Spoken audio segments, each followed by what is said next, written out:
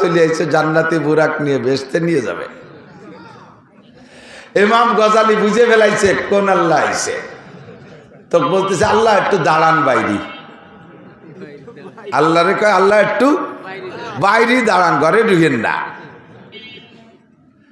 কইয়েই তাকের বর্ষেল কোড়া লাঠি, ওই দৌড়িয়ে নিয়ে বেতের লাঠি পিছনে আসতে সারিয়ে নিয়ে যাইয়ে দমা দম আল্লাহর ফিটি 3-4 মারি দেবো। ওরে শালার বেটা, শালার আল্লাহ তোরে শেষ করে ফেলাই দেবো।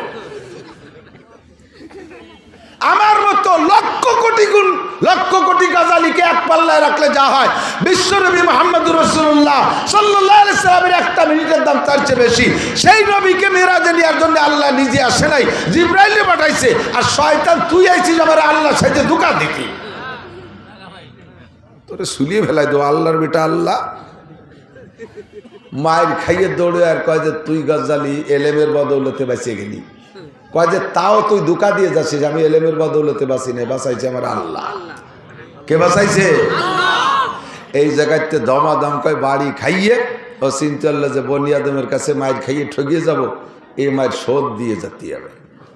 তো এই জায়গা না পারি আর এক জায়গা যাবো, যাই দেখে যে কদ্দূর যাই ওই গ্রামের আর এক পাশে এক বুজুর্গ, এক পাবলিক এবাদত করে। ওরকম সব ইবাদত কমপ্লিট করু, তাই সত্যি ত্রুটি নাই, একেবারে দস্তারখানো ছাড়ে না, ডিলা কুলুক বাদ নাই, মেসক বাদ নাই, সব কিছুতে পরিপূর্ণ।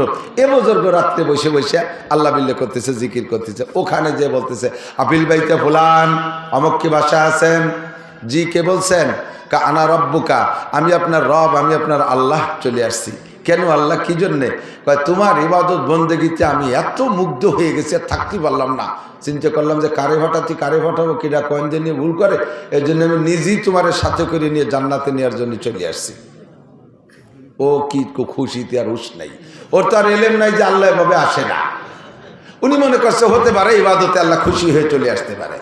বাস উনি কয় জি আল্লাহ আসতেছি, সাইজে বুঝে আইসা এখন আল্লাহ সত্যি বুরাক একটা নিয়ে আসে, কার বুয়লিতে গাদা একটা খুলিয়ে ভালো যে কাপড় চুপড় দিয়ে সাজাই গুজাই নিয়েছে। ওঠে না অমুক বুজুর্গ ওঠেন, আর উঠাইয়া এবার বুরাকরে নিয়ে দাবর শুরু হচ্ছে। যত বেত বাগান, বাবরার কাটা, বড়ইর কাটা, যত জায়গা, যত আগান বাগানের মধ্যে দিয়ে দাবড়াচ্ছে।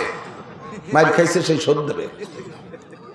প্রথম চান্সে গায়ের থেকে পরনের থেকে লুঙ্গি খুলে গেছে, বেত বাগানে বাজিয়ে কয়ে আল্লাহ লুঙ্গি খুলে গেছে।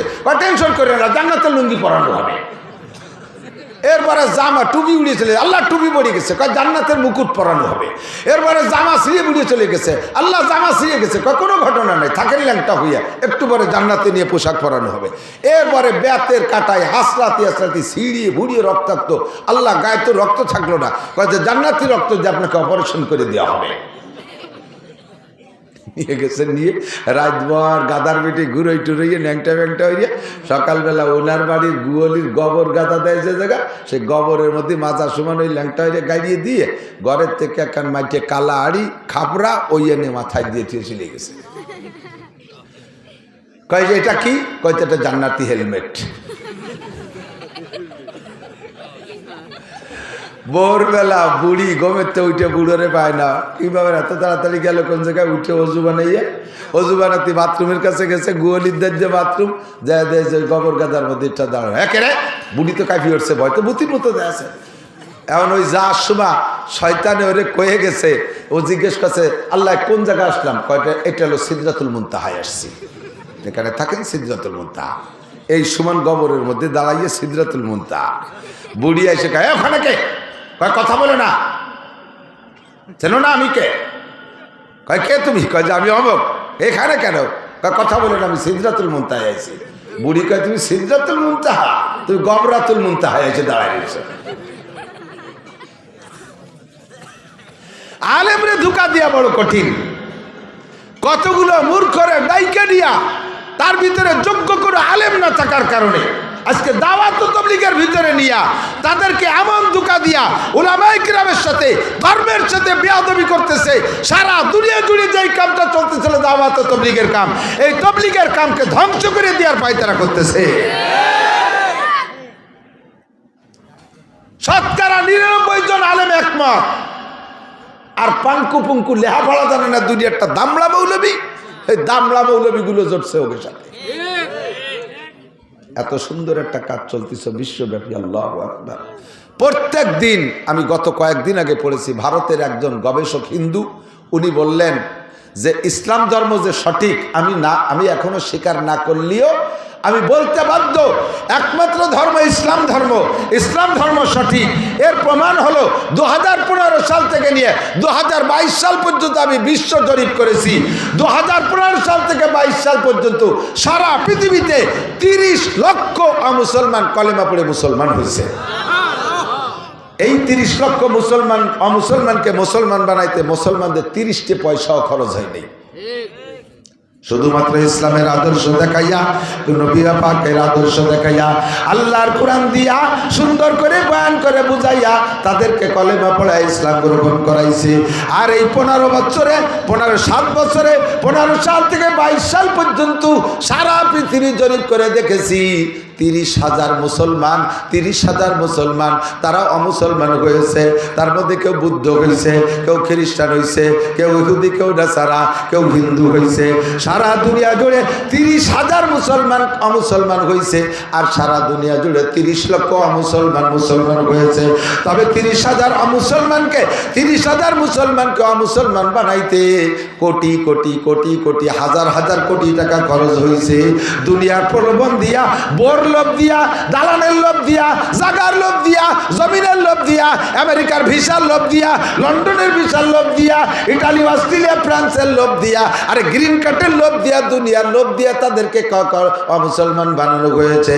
আর মুসলমান হয়েছে যে 30 লক্ষ, তাদের পিছনে তাদের 30টা পয়সা খরচ হয় নাই। এটাই হলো ইসলাম ধর্ম সঠিক। ইসলাম ধর্ম বলতে একমাত্র, জোরে বলেন কি? আরো জোরে। যুবক রেডি হয়ে যাও, বেশি দেরি নাই। গজওয়াই হিন্দ, হিন্দুস্তান থেকে বিশ্বের শ্রেষ্ঠ যুদ্ধ হবে। আবার নবী 1500 বছর আগে ভবিষ্যৎবাণী দিয়ে গেছে। মনে হয় সময় কাছাই গেছে। এই সময় যদি মুসলমান যুদ্ধ লাগে, তোমরা কি নামবা না ঘরে বসে থাকবা? যুদ্ধের জন্য রেডি আছে। এক্ষুনি যদি আকাশে যাইতে প্রস্তুত, ধরে বলেন প্রস্তুত। অনেকের হাত উঠেন নাই, ও বন্ধু, অনেকের হাত উঠেন নাই। আরে যা লাগুক আর না লাগুক, হাতটা উঠাইয়া সাক্ষী দেয় কিয়ামতের ময়দানে গজওয়াই হিন্দের যোদ্ধাদের সাথে আল্লাহ পাক আমাদেরকে জান্নাতি করবে। আল্লাহু আকবার, আল্লাহু আকবার। এই সময় কোন প্রকার ফিতনা আমরা মেনে নিতে রাজি। দাওয়াত ও তাবলীগের মাধ্যমে ডেলি 1000 করে অমুসলমান কলেমা পড়ে মুসলমান হচ্ছিল। ডেলি 1000 অমুসলমান কলেমা পড়ে মুসলমান হচ্ছিল। এমন সুন্দর একটা কাজের ভিতরে বাধা সৃষ্টি করেছে ওই ইসরায়েলি নেতানিয়াহুর গোষ্ঠী। ওখান থেকে পয়সা দেয়। এখন সব গোপন তথ্য বের হয়ে গেছে। এই যে মুয়াজ বিন নূর বড় মস্তান, যেটা ওরে অ্যারেস্ট করে নিয়ে যখন রিমান্ড এনেছে, ও স্বীকার করছে মোসাদের মাধ্যমে। মোসাদ ইসরায়েলের গোয়েন্দা বাহিনীর গোয়েন্দা গ্রুপের নাম হলো মোসাদ। ওই গোয়েন্দার প্রধানের সাথে এরা সবসময় এই কি বলা হয়, ওয়াসিফ সাহেবের ছেলে উসামা আর এই মুয়াজ বিন নূর, এরা সবসময় যোগাযোগ রাখে। ওই মোসাদের টাকার মাধ্যমে দেশে কামগুলো করে।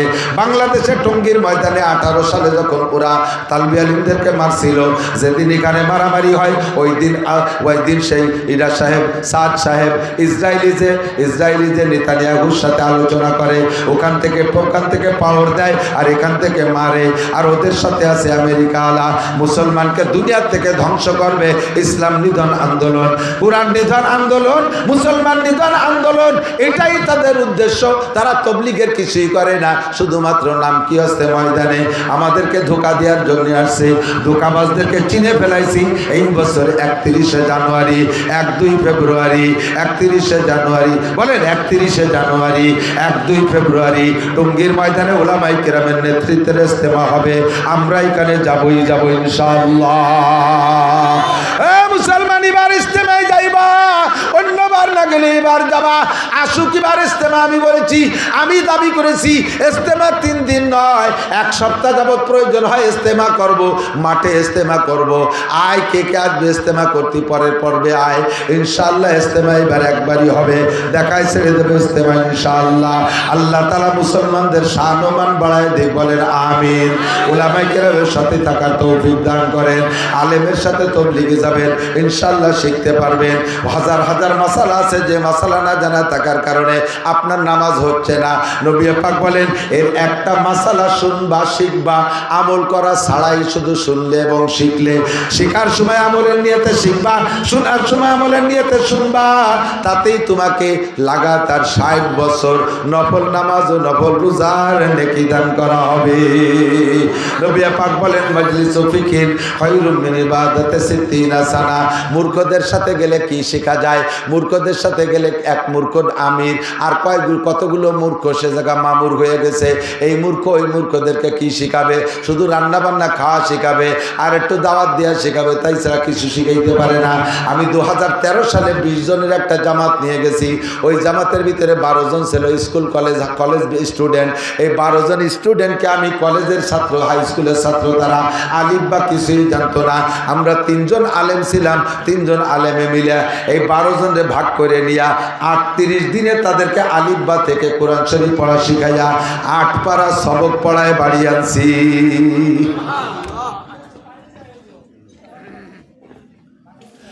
8 পারা সবক পড়াইয়া কোরআন শরীফ শিখানোর পরে 8 পারা, এরপরে অজুর ফরজ, অজু ভাঙ্গার কারণ, নামাজের ফরজ, নামাজের ওয়াজিব, নামাজের সুন্নাত, নামাজ ভাঙ্গার কারণ, তারপরে আরো যত যা কিছু আছে, জানাজার দোয়া, জানাজার নিয়ম সব কমপ্লিট করে আনছি। এই ছেলেগুলো যদি বিসিএস ক্যাডারও হয়, সে তার আব্বার জানাজা পড়াইতে পারবে, যে কোনো জায়গায় দাঁড়ায় ইমামতি করতে পারবে, নামাজ পড়াইতে পারবে। সে যদি অফিসার হয়, আল্লাহর কোরআন তার মধ্যে আছে, ইনশাআল্লাহ দুর্নীতি করতে পারবে না। কথা বলেন ঠিক কি ঠিক না? আল্লাহর কোরআন যার মধ্যে থাকে, ও যত বড় অফিসার হোক, কোরআনে তার মধ্যে ঢেকুর ছাড়বে। আমার মুরব্বীরা সাক্ষী দেন, এখন তো দুনিয়া অনেক ডেভেলপ হয়ে গেছে, অভাবনাটন চলে গেছে। আমাদের ছোটবেলায়, আপনাদের ছোটবেলায় সকালবেলা গরম ভাত কয় চাচা খাইছেন? বেশিরভাগই পান্তা ভাত, ঠিক না? পান্তা ভাত, পান্তা ভাত আর গলা ডিশ পানি, কাঁচা মরিচ আর পিঁয়াজ দিয়ে, মরিচ দিয়ে, চিনি থেকে মাহাইয়ে গড় গড় করে চুমুক দিয়ে খাইয়ে ডাঙ্গায় চলে যেতেন, চকে চলে যেতেন। যাইয়ে 2 কাপ দেওয়ার পরে 3 বার পেশাব করলে সাপ পেট খালি, কিছু থাকতো না পেটে। এই সকালবেলা পান্তা ভাত খাইতো কি দিয়ে? কাঁচা মরিচ আর পেঁয়াজ দিয়ে না? কাঁচা মরিচ আর পেঁয়াজ। এরপরে দুপুরবেলা এসে ভালো ভালো খাইছে, কিন্তু আসরের দিকও ডেক সাড়ে গাড় করে ডেক সাড়ে, ডেকের মধ্যে পেঁয়াজের গন্ধ। কয় সকালে পেঁয়াজ খেলাম, তারপরে দিয়ে কতটা খেলাম, সেই পেঁয়াজের গন্ধই সন্ধ্যের সময় পাওয়া যায়। কে কয় দিনের শুরুতে যা খাও তার প্রভাব পেটের মধ্যে থেকে যায়। এই জন্য যত ভালো খাও, সেই সকালে পেঁয়াজের ডেক সন্ধ্যে পর্যন্ত পাবা। তেমনই জীবনের শুরুতে যদি কোরআন খাওয়াই দেওয়া হয়, ওই ছেলেটা IA, BA, MA, BCA, doctor, engineer যত বড় অফিসার হোক না কেন, ও যে জায়গা যাবে তার ডেকুরির মধ্যে কোরআনের গন্ধ বের হবে। ও কখনো দুর্নীতি করতে পারবে না, কোরআনে ওরে হাত ব্রেক করে ফেলবে। কথা কন? আমরা গালাগালি করি না, হুজুররা কাজায় না। হুজুরকে মুখে গালি শুনছেন নাকি? গালি দেই না কেন? জানি নে তাইতে দেই না নাকি? কাজাকাজি জানি নে তাই মনে হয় নাকি? পাল্লা দেবেন কাজাইয়ে? মুখ দিয়ে করতে পারবো না, খাতায় লেহে দিতে পারবো। আপনারা জানেন শুধু ভাঙ্গা, ফরিদপুর, গোপালগঞ্জের কাজাকাজি, আর আমি জানি সারা বাংলাদেশের গালাগালি। ডেলি সপ্তাহে 10টা-20টা ডিস্ট্রিক্ট আমি অতিক্রম করি, সব জানি, কিন্তু বলতে তো পারলাম না কোনোদিন। ঠেকাইল কে? ভিতরে কোরআন শরীফ আছে, যে কোরআনের ডেকবারি, কাজানির ডেকবারি হই না, কোরআনে ব্রেক করে ফেলাইছে। কথা কন? এই জন্য কোরআনের শিক্ষা দরকার। উলামায়ে কিরামের সাথে তবলিগি যাবেন, আলেমরা রমজানে বেশি যায়, রমজানে চিল্লায় যাবেন। ইস্তেমার থেকে উলামায়ে কিরাম যায়, ইস্তেমার থেকে চিল্লায় যাবেন। ইনশাআল্লাহ আলেমদের সাথে ঘুরলে কোরআন শরীফ পড়া শিখবেন। 5 জন বুড়ো মানুষ নিয়ে গেছিলাম ওই জামাতের ভিতরে। বুড়ো মানুষের ব্রেন কম হয়ে যায়, আঠাইয়ে মাটি শক্ত হয়ে গেলে যেমন ওর মধ্যে কিছু খুশলি রয়ে না। পোলাপানের বেরেন থাকে নরম কেদার মতো, যা দিয়ে তাই মনে থাকে। ছোটবেলা যা পড়ছি এখনো মনে আছে। কথা কান? ঠিক না? ওই যে ছন্দ পড়ছি সে সময় বয়স 6-7 বছর, তাই আইজও মনে রয়েছে।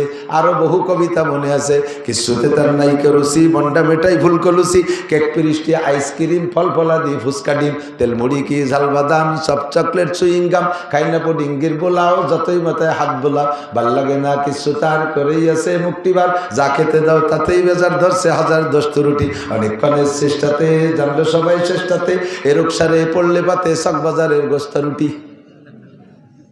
জিয়াউর রহমানের সময় উনি যখন প্রেসিডেন্ট হয়েছে, আমি তখন 3-তে উঠছি, সেই সময় 3 সয়নিকা বইতে এই বই পড়ছি। তার তো জীবনেও মস্ক করিনি, আজ বলে 40 বছর পরে তা কিভাবে মনে রয়েছে, 40-45 বছর পরে। আল্লাহু আকবার। বুড়োদের ব্রেন কম, এই 5 বুড়োর এই 38 দিন চেষ্টা কইরা অক্ষর চিনা শিখে ফেলাইছিলাম, 29টা হরফ মুখস্থ করাইছি, জের জবর বেশের ব্যবহার শিখে ফেলাইছিলাম, জজম তার দিদও শিখে ফেলাইছি, আর একটা চিল্লে থাকতে পারলে বুড়ো কাটারে কোরআন শরীফ পড়া শিখাইতে পারতাম। এইটা হলো ফদলুল আলিমে আলাল আবেদে কাফদলি আলা আদনাকুম। শিক্ষিত আর অশিক্ষিত কোনোদিন সমান হইতে পারে না। শিক্ষিত মানুষের নামাজের কোয়ালিটি আলাদা, কতক্ষণ, আর অশিক্ষিত মানুষ নামাজের মধ্যে নকল করে, জানি না তা কি হবে, নামাজের মধ্যে আরে কাইতে থাকে, কিডা কি আরে তাই আরে, তো নামাজের মধ্যে দেয় যে পিরাই বাসের জন্য এই আরে, এরকম আছে না? তো সব কাজ করে দেখতে যাও, বুঝে উঠতে পারি না আঙ্গুল কোনটা, শেষে সব কাটার এক গুল্লি দিচ্ছে, যেটা একটা হবে তো। আল্লাহ কয় ম্যাট্রিক পাস করছিস নকল কইরা, তাই বলে কি নামাজও নকল করে পাস করা যায়? নামাজ শিখতে হবে। হুজুর আলাইহিস সালাতু ওয়াস সালাম বলেন, সাল্লু কামা রাআইতুমুনি উসাল্লি। নামাজের 2টা কাজ, কয়টা কাজ? 2টা কাজ। 2টা কাজের ভিতরে একটা কাজের মধ্যে 5টা শাখা, আর একটা কাজের মধ্যে হাজার হাজার শাখা। 2টা কাজ, একটা হলো আল্লাহ পাক নিজেই বলেন, ইন্নাস সালাতা তানহা আনিল ফাহশাই ওয়াল মুনকার ওয়ালা যিকরুল্লাহি আকবার। নামাজের 1 নম্বর কাজ হলো নামাজে নামাজিকে, কি বলছি, নামাজে নামাজিকে আকামের থেকে ফিরায়। এর ডাইরেক্ট গ্রাম্য বাংলা, কিসের থেকে ফিরায়? আকাম যা যা আছে, সুদের থেকে ফিরায়, ঘুষের থেকে ফিরায়, মিথ্যা থেকে ফিরায়, গিবাত থেকে ফিরায়, অপবাদ দেওয়ার থেকে ফিরায়, বিড়ি খাওয়ার থেকে ফিরায়, তাড়ি খাওয়ার থেকে ফিরায়, গাঁজাবাদ থেকে ফিরায়, সুদের থেকে ফিরায়, ঘুষের থেকে ফিরায়, জিনার থেকে ফিরায়, আইল খেলার থেকে ফিরায়, আইল জাল দলিল থেকে ফিরায়, মিথ্যা সাক্ষী থেকে ফিরায়, মিথ্যা মামলা থেকে ফিরায়, বেপর্দা করার থেকে ফিরায়, বিড়ি সিগারেট থেকে ফিরায়, যত আকাম আছে সব অন্যায় থেকে নামাজে ফিরায়। জোরে বলেন কিসে ফিরায়? নামাজের কাজ হলে অন্যায় থেকে ফিরানো, এটা আল্লাহ বলেছেন। আর নবী পাক বলেন, মান হাফাযা আলা সালাওয়াত আকরামাহুল্লাহু বিখামসি খিসাল ইরফানহু যিকুলাইশ। যেই ব্যক্তি 5 ওয়াক্ত ঠিকমতো নামাজ পড়ে, আল্লাহ তাআলা তারে 5টি পুরস্কার দেয়। 1 নম্বর পুরস্কার, দুনিয়ায় তার অভাব থাকে না। 2 নম্বর পুরস্কার, কবর আযাব হবে না। 3 নম্বর পুরস্কার, ইউতিহিল্লাহু কিতাবাহু বিয়ামিনিহি, ডান হাতে তার কিয়ামতে আমলনামা দেওয়া হবে। 4 নম্বর পুরস্কার, ইয়ামুরু আলা সিরাতে কালবার, বিদ্যুৎ গতিতে পুল সিরাত পার হয়ে যাইবে। 5 নম্বর পুরস্কার, ওয়ায়াদকুলুল জান্নাতা বিগাইরি হিসাব, বিনা হিসাবে জান্নাতি। জোরে কন্না সুবহানাল্লাহ। এই 5টা পুরস্কার নবী বলেছেন, আর আল্লাহ বলেছেন সব অন্যায় থেকে নামাজে ফিরায়। কিন্তু দোস্ত, আমি দেখতেছি সমাজের নামাজি মানুষগুলো খেয়াল করে না, সমাজের নামাজি মানুষগুলো এই জাতীয় আকাম কুকাম করে কি করে না? বহুত করে। কতক্ষণ? আসরের নামাজ পড়ে বুড়ো পাগড়ি একটা বান্ধে 3 ছেলে ইটালিতায় টাকা পাঠায়, বস্তা বস্তা করে, আব্বা কোনো কাজ কাম করবেন না, জীবন বইরে খেত খাবার করে খাটি পিটি আমাকে মানুষ করছেন, বড় বানাইছে। এখন বুড়োকালে শহীদ সময় আমরা টাকা পাঠাবো, শুধু তবলিগি আর মসজিদের সময় কাটাবেন, পয়সা করি খরচ করবেন, মানুষকে খাওয়াবেন, মেহমানদারি করবেন, মাঠে মোটে যাবেন না। কলা টাইট দিয়ে দিছে। কিন্তু যে বুড়ো বুড়ো হয়েছে খেত খামার কৃষি কাজ করতে করতে, ও বুড়ো বুড়ো কাল মরার আগ পর্যন্ত চক দিয়া গুল্লি না দিতে হলো পাল্টায় না। কতক্ষণ? ঠিক না? এত পয়সা এত কিছু, তবুও বুড়ো কোপা একখান নিয়ে আসরের পরে আসরের নামাজ পড়ে পাগড়ি একটা বাঁধিয়ে হাতের 500 দানার তসবি একটা নিয়ে জিকির করতে করতে চলে যায় মাঠে। যাইয়ে মাঠের জমির মাঝখানে কোনো কাজ না, সব কাজ ওনার আলির পর দিয়ে। জিকির ফিকিরির সাথে আইল খোসে, কোপে কোপে আইল, কোপে কোপে জিকির, সুবহানাল্লাহ, আলহামদুলিল্লাহ, আল্লাহু আকবার। সারা জীবন ভরে আইল করছে। এই বুড়োর জমি কিনতে যাবেন, বলবেন যে কাকা যা বেচবেন, যা কইলেন জমি কি মাপে জবে ঠিক আছে? বেটা কাগজপত্র দেখতে যাস না, ম্যাপ দেখিয়ে মাইপে নিলি ঠকে যাবি। খালেক মোল্লার জমি 2 কাঠা বাড়ে ছাড়া কমে না। আজ 30টে বছর জিকির ফিকির আইল খুশি, অথচ নামাজ পড়ে, এরকম আল্লাহওয়ালা মানুষ আছে না? আপনারা বলে নামাজে আইল খুঁচাতে হবে, ভিড়ে বেতা তো ভিড়েই না, ঘটনা কি? এই ঘটনাটা এলো জানতে হবে। এদিক তাকান, আপনারা কৃষক যারা আছেন এখন তো সব হাল নাঙ্গল হয়ে গেছে মেশিনই, তাই তো? একসময় গরু দিয়ে হাল চাষ করতেন না? গরু দিয়ে হাল চাষ করতে কি কি লাগে চাষ করতে? 2টে গরু লাগে, 1 নম্বরে 2টে বলদ গরু লাগে। 4 লাখ টাকা দিয়ে 2টে গরু কিনছেন, ভালো মানের গরু। লাঙ্গল বানাইছেন লোহা কাঠ শাল কাঠ দিয়ে, ফাল দেশের বড় লোক মানুষ সোনার লাঙ্গল কয় যে সোনার ফাল দিয়েছেন, সব কিছু সুন্দর সুন্দর, ঠিক আছে। এখন এই লাঙ্গলির ইস কয় না লম্বা যেটা, মনে আছে নাকি? এদানিং পোলাপান কতদিন পরে ইস করলি কেউ ইস চেনবে না। এই ইস যেটা লম্বা ওইটা লাঙ্গলির মধ্যে ঢোকে, পিছনে নিচে আইসা ওই ইসের গুড়ায় পিছন পাইতে একটুক একটা কাঠ দেয়, ইস্তেয়া। কি কয়? ইস্তেয়া। 4 লাখ টাকার গরু আছে, লোহা কাঠ শাল কাঠ দিয়ে বানাইছেন, সবকিছু সুন্দর, পিছনে ওই একটুক একখান খুঁটু হলে ইস্তেয়া, এই ঠুক দেন নাই। চষা যাবে? চষা যাবে? জমি চাষ হবে? ফসল হবে? কিচ্ছু হবে না। যুবক, তুমি ইস্তে বুঝতেছ না? বুঝছি, তুমি আলনাঙ্গল যাও নাই, তুমি যাবো তো তাই তোমারে কই। 6 লাখ টাকা দামের মোটর সাইকেলে সব ওকে নতুন গাড়ি কিনে নিয়েছো, শুধু বাল্ব টিউব নাই একটাই, 1 চাকায় কি নাই? হাওয়া দেওয়ার যে বাল্ব টিউব এইটা খালি নাই। গাড়ি চলবে? গাড়িরে তুমি চালাতে পারবা? তোমারে গাড়িতে চালাবে, ঠেলি বেড়াবার কিরম ঠেয়। মোটর সাইকেল চালায় যে শান্তি, তার চাইতে ঠেলতেই শান্তি বেশি। আরো যদি কেদা হয় পাংচার হয়ে যায়, কি যে মজা। মনে হয় খালের মধ্যে ঠেলি ফেলাইতে আইটিছিলি যে, ঠিক কি না? আল্লাহু আকবার। 5 লাখ টাকা দামের গাড়ি আছে, নাই শুধু বাল্টিউ। এই গাড়ি যেমন চলে না, 4 লাখ টাকার গরু সোনার লাঙ্গল, পিছনে একটু একটা খুঁটো নাই, তাতেই আপনার লাঙ্গল যেমন চলে না। আপনার নামাজের মধ্যে অনেক অনেক কিছু আছে বাবা, শুধুমাত্র ছোট্ট একটা ইস্তে নাই, একটু একটা বাল্টিউ পড়ে গেছে, তার কারণে আপনার নামাজ নষ্ট। এই নামাজে কোনোদিনও আপনারা আইল কুচাতে ফিরাইতে পারবে না, দুধে পানি দেওয়ার থেকে কমে ফিরাইতে পারবে না, মাপে কম দেওয়ার থেকে ফিরাইতে পারবে না, মাপে বেশি আনার থেকে ফিরাইতে পারবে না, গিবাত শেখার থেকে ফিরাইতে পারবে না, বিড়ি সিগারেট থেকে ফিরাইতে পারবে না, ব্যারাক অ্যাডামস কারিতার বিআরডিবি স্বনির্ভর জাগরণী চক্র আশা প্রশিকা গ্রামীণ ব্যাংকের থেকে সুদে কারবারেতে ফিরাইতে পারবে না, জাল দলিল মিথ্যে সাক্ষী মিথ্যে মামলা থেকে ফিরাইতে পারবে না। কারণ যেই নামাজে ফিরেবে সেই নামাজই আপনার হয় না। ছোট্ট একটা পিন পড়ে গেছে, ছোট্ট একটা ইস্তে পড়ে গেছে লাঙ্গলের পিছনের থেকে, এইটি আপনার জানা নাই। এর একটা মাসালা শুনলে শিখলে আল্লাহ নবী বলেন খায়রুম মিন ইবাদাতি 60 সানা, লাগাতার একটানা 60 বছর নফল নামাজ ও রোজার চাইতে বেশি নেকি। বলবো 2-1টা মাসালা বলবো, আমার ইউটিউবের বয়ানের মধ্যে সবই আছে, শুনলে পাবেন। তারপরও সামনে শোনার বরকত আলাদা। আল্লাহ ইমামে আদিক ওযু বানাইছেন শীতকালে দিন আমার বাবারা, খেয়াল করেন। তার আগে আপনি পেশাব করতে গেছেন, পেশাব কইরা বুড়ো মানুষ পেশাব করতে গেলি তো ওই আগের মতো তো আর দূরই যায় না পেশাব। বুড়ো মানুষ তো জায়গায় গোড়ই পড়ে যায়, পড়ার সময় আশেপাশে যে মাহাই গেছে তা আপনার খেয়াল নাই। আপনি কোনো মতে একটু পানি দিয়ে এক জায়গায় ধুয়ে টুয়ে চলে আইছেন, ফাঁসে কিন্তু নাপাক মাখাই রয়েছে। নামাজের ফরজ 13টি, একবার বলেন কয়টি?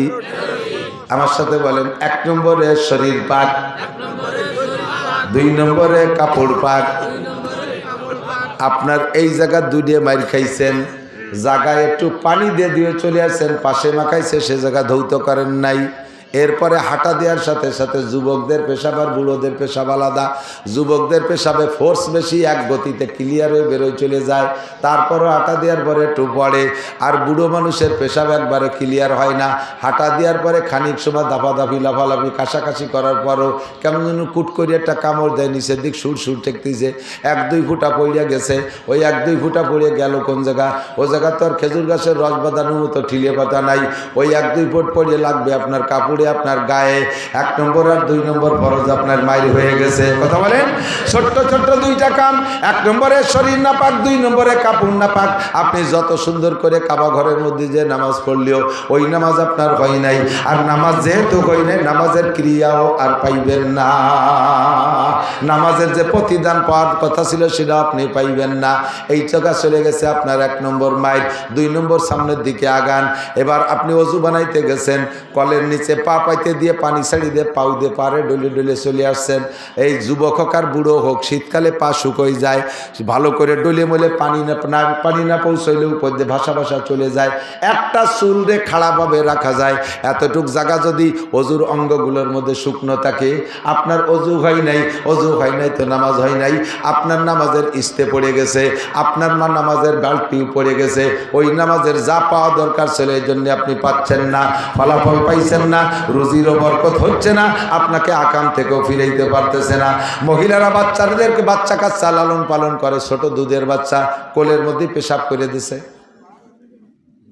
কোলে পেশাব করে এরকম একটু কোষ মারি ফেলাই দিয়ে একটু পানি ছিটিয়ে দিয়ে আল্লাহু আকবার দাঁড়াই গেছে। কলো ফেরেস্তা, ওনার সাল বলে ফেরেস্তা। ফেরেস্তা ফেরেস্তার তো ফেরেস্তার মুত্ত পাক, ফেরেস্তা কি পেশাব করে? জিবরাইল আলাইহিস সালাম, মিকাইল সালাম যদি পেশাবই করত তাহলে আমরা তো থাকতে পেতাম না, বাইচে চলে যেতাম। ফেরেস্তারা লা ইয়াবুলু আলা আশের বাচ্চার মতো ভ্যাস ভ্যাস করে মারতি তালে আছে। কাজীরা ফেরেশতা না, ওর পেশাব পায়খানা সম্পূর্ণ নাপাক। কাপড় নিংড়াইয়া গায়ে লাগছে, কাপড় সোয়াইয়া ভিতরে যে গায়ে লাগছে, শুধু উপরে পানি মারছো, গাটা ভিজে রয়েছে, তোমার নামাজ হয় নাই। কাজেই মহিলা তুমি এখনো পর্দা করা শেখো না। শরীয়তের তোমাকে অন্যায় থেকে জাত থেকে ফিরাবে নামাজে। এই ফিরাইতেছে না কারণ হলো তুমি বেপর্দা করতেছো, তোমার নামাজ হয় নাই। তুমি মিথ্যে কথা বলতেছো, নামাজ হয় নাই। মহিলা তুমি গালাগালি করো, তোমার নামাজ হয় নাই। গালাগালির থেকে ফিরতে পারছো না। স্বামীর সাথে বিয়াদবি করো, কারণ তোমার যেই নামাজে তোমার অন্যায় থেকে ফিরাবে সেই নামাজই তোমার হয় নাই। 1 নম্বরে এই সমস্যা। আমরা পুরুষরা আর একটা নামাজ পড়তে জানি, ওই ইস্তের মতো আর বাল্ব টিউবের মতো ছোট, কিন্তু পাওয়ার খুব বেশি। সাইজে ছোট হইলেও মশালা খুব বড়, কঠিন। নামাজে দাঁড়াইছেন ইমাম সাহেব, এই ইমামের পিছনে নামাজে দাঁড়াইছেন, ইমাম সাহেব তকবীর বলছে, ইমাম সাহেব তকবীর, প্রথম তকবীরে তাহরিম, প্রথম যে তকবীর, এই তকবীর বলা ফরজ। এই তকবীর কি ফরজ? অনেক মুসল্লি জানে না।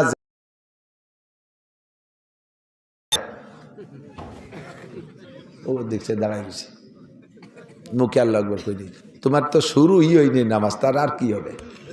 এই জন্যই তোমার নামাজে অন্যায় থেকে ফিরেতে পারে না। ইমামও প্রথম তাকবীর বলা ফরজ, মুসল্লিদের মুখে প্রথম তাকবীর বলা ফরজ। বুঝতে পারছেন কথা? আল্লাহু আকবার। এ জায়গায় আর একটা চিকুন মাসালা আছে। ইমাম সাহেব তাকবীর বলছে একটু টাইম নিয়ে, লম্বা করে, বড় জামাত হলে এরকম টাইনি পড়ে, আল্লাহু আকবার। ইমাম আল্লাহ করে আহুরে টানতেছে আর আপনি শটে মারি দিয়েছেন আল্লাহু আকবার। হেসেন না, বুঝে নেন। ইমাম সাহেবের আল্লাহু আকবার বলার আগে, ইমাম সাহেবের আল্লাহু আকবার বলতে শেষে র না, এই র ইমামেরটা বেরোনোর আগে যদি আপনারটা বেরোয় যায় তাহলে আপনার ইমামের পিছনে ইক্তেদা হইনি, নামাজ হয় নাই। ওই নামাজে আপনার আকামতে ফিরেতে পারে না। এই অ্যাক্সিডেন্ট হয় কি হয় না? ইমামের কিরাত শেষ হয়ে গেছে, রুকুতি যাবে না, উনিও জানে ওই কিরাত, রুকুতি এখনো যাই পারে নাই, উনি সানা সাইডিতে রুকুতি চলে গেছে, নামাজ বাতিল। ইমামের আগে কোনো কিছু করলে নামাজ নষ্ট। বুঝলেন? এর এক একটা মাসালার দাম 60 বছর নফল নামাজ, নফল রোজার চাইতে বেশি দামি। বলেন না সুবহানাল্লাহ। আর একটা মাসালা বলি, এদিক তাকান। ইমামরা মসজিদে যে পাইছেন রুকুতে, ঢুকে দেন ইমাম কোন জায়গা? আপনি যদি ইমামরে রুকুতি পেয়ে যান, কতটুক পান? ইমাম সামি আল্লাহকে সামি আল্লাহর করার আগে যদি আপনি রুকুতি যে একবার সুবহান রাব্বিল আজিম পড়ে সারতে পারেন তাহলে রুকুটা পাইলেন। যদি না পারেন তাহলে ওই রুকু পান নাই। রুকু পান নাই তো রাকাতটা পান নাই। সালাম পেরোনোর পর ওই রেখাত আবার পড়তে হবে আপনার। মশালা বোঝেন? এ কথা কেন বলো? উলামায়ে কিরামের কাছে একটু চর্বিত চর্ব, জানেন না আপনার মুসল্লির কি অবস্থা? হাজারো মুসল্লি জানে না সে রুকুতি পাই নাই, ইমামের সাথে সিজদায় চলে গেছে, মনে হচ্ছে এই রেখাত পেয়ে গেছি, এরপরে সালাম ফিরিয়ে দিয়ে চলে এসেছে। হয় কি না? এরকম অ্যাক্সিডেন্ট দেখছেন না? এরকম এই ঝামেলা দেখছেন না? আপনার রুকুতি যে ইমামরে পাইতে হবে কটুক, সুবহান রাব্বিল আজিম একবার বলবেন, এরপরে ইমাম সাহেব সামি আল্লাহ কইছে, তাহলে আপনি রুকু পাইছেন। এখন ইমাম সাহেবের যদি এই রুকুটা আপনি পেয়ে যান, রাকাতটা পাইলেন। রাকাতটা পাইলে লাভ কি? ওই এক রেকাতের দাম 27 রাকাত।